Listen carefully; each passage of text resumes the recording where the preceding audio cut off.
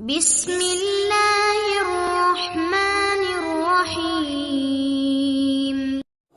Kata Nabi SAW, tuba liman wajada fi sahifatihi istighfaran kathiran. Sungguh beruntung orang yang mendapati dalam catatan amalnya banyak istighfar. Sekarang ini ibu-ibu, ya, banyak waktu kita terbuang, Bapak-bapak sekalian. Saya kalau di Arab Saudi saya sering lihat ada tulisan imla awqatak bil istighfar. Kita lagi ngantri ada tulisan isi detik-detikmu dengan istighfar.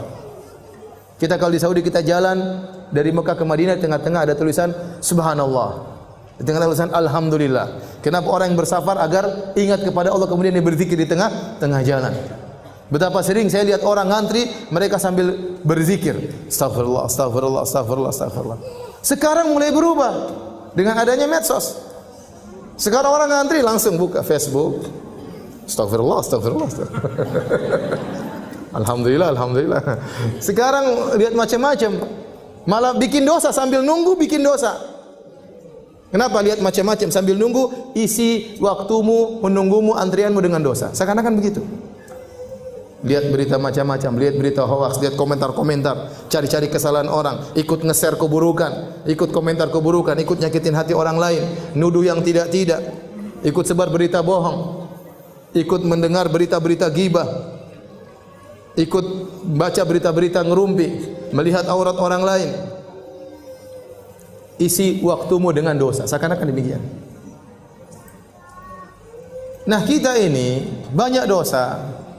Maka kalau kita lagi di mobil, istighfar, astagfirullah, astagfirullah, astagfirullah. Lagi nyetir, astagfirullah, astagfirullah, astagfirullah. Enggak usah malu-malu.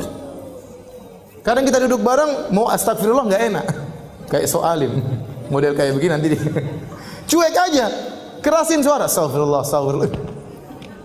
Tumben, Bu. Astagfirullah, astagfirullah, sudah cuek. Sudah istighfar aja. Cuekin. Kalau kita terbiasa, nanti jadi biasa. Ustaz, saya takut riya. Kenapa anti takut riya? Karena anti tidak terbiasa. Orang itu terkadang takut riya. Kenapa? Karena tidak terbiasa. Kalau terbiasa cuek, orang bertamu di rumahnya, sebentar, saya mau sholat duha dulu ya. Cuek aja. Tapi kalau wah, itu berarti karena dia tidak biasa sholat duha, makanya dia apa?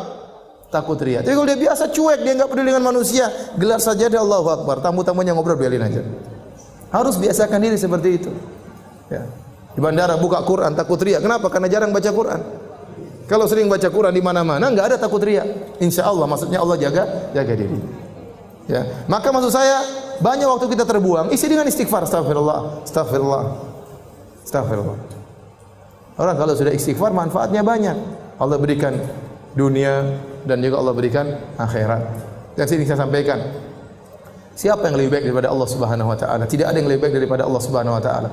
Kalau orang bertobat, kalau orang beristighfar, Allah bukan cuma ampuni dosa-dosanya, bahkan Allah kasih bonus dunia dan akhirat. Ya. Apa kata Allah Subhanahu wa taala? Ya. Tentang perkataan Nabi Nuh alaihi salam, "Faqultu astaghfiru rabbakum innahu kana ghaffara, yursilis samaa'a 'alaikum midrara wa yumdidukum bi amwalin wa banin wa yaj'al lakum jannatin wa yaj'al lakum anhara ma lakum la tarjuna lillahi waqara." Aku berkata kepada kaumku, istighfarlah kalian. Sungguhnya Allah Maha Pengampun. Niscaya Allah akan turunkan hujan, yaitu hujan apa? Hujan rahmat. Bukan hujan bikin musibah. Ini perkataan Nabi Nuh kepada kaumnya. Namun tatkala kaum Nabi Nuh tidak beriman, Allah tetap turunkan hujan, tapi hujan apa? Azab. Seandainya mereka beristighfar, hujan yang turun bukan hujan azab, tapi hujan apa? Hujan rahmat. Kata Allah, "Yursil sama alaikum midrara wa yumdidukum bi amwalin wa banin." Allah akan perbanyak anak-anak kalian, Allah akan perbanyak harta-harta kalian. Wa yaj'alakum jannatin wa yaj'alakum anhara. Allah akan tumbuhkan taman-taman bagi kalian dan Allah akan alirkan sungai-sungai bagi kalian. Dunia Allah berikan. Akhirat Allah juga berikan. Ya. Ya ayyuhalladzina amanu tubu ila Allahi taubatan nasuha. Asa rabbukum ay yukaffira ankum sayyi'atikum wa yudkhilakum jannatin tajri min tahtiha al-anhar. Wahai orang yang beriman, bertaubatlah kepada Allah dengan taubat yang nasuha. Niscaya Allah akan hapuskan dosa-dosa kalian. Apakah titik? Belum, masih koma. Ada kelanjutannya. Wa yudkhilakum jannatin tajri min tahtiha al-anhar. Allah masukkan kalian ke dalam surga yang mulai di bawahnya sungai-sungai. Siapa yang lebih baik daripada Allah? Tidak ada yang lebih baik daripada Allah Subhanahu wa taala. Manusia Kalau kita berbuat salah kepadanya, kita minta maaf, dia cuma maafkan, tidak kasih bonus.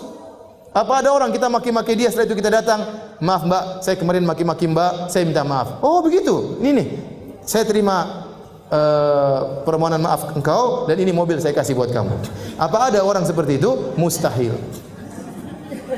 Tapi Allah Subhanahu wa taala, kalau kita dosa kepada Allah, kita maksiat, kita bangkang perintahnya, kita melanggar larangannya terang-terangan, kemudian kita kembali kepada Allah, ternyata Allah kasih dunia, turunkan hujan, Allah berikan rizki, berikan anak-anak, Allah bukakan taman-taman, Allah alirkan sungai-sungai, di akhirat Allah masukkan surga.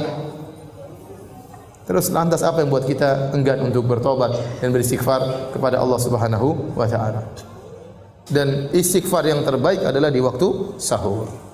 Wal mustaghfirina bil ashar. Dan orang yang beristighfar tatkala di waktu sahur. Makanya ibu-ibu jangan lupa bangun malam, meskipun hanya 15 menit, meskipun hanya setengah jam. Saya katakan meskipun cuma 10 menit, salat witir 3 rakaat, kemudian istighfar, astagfirullah, astagfirullah, astagfirullah, astagfirullah. Kata Allah, wal mustaghfirina bil ashar. Orang-orang yang beristighfar di waktu sahur. Dalam ayat yang lain, ya, wabil asharihum yastaghfirun. Di waktu sahur mereka beristighfar.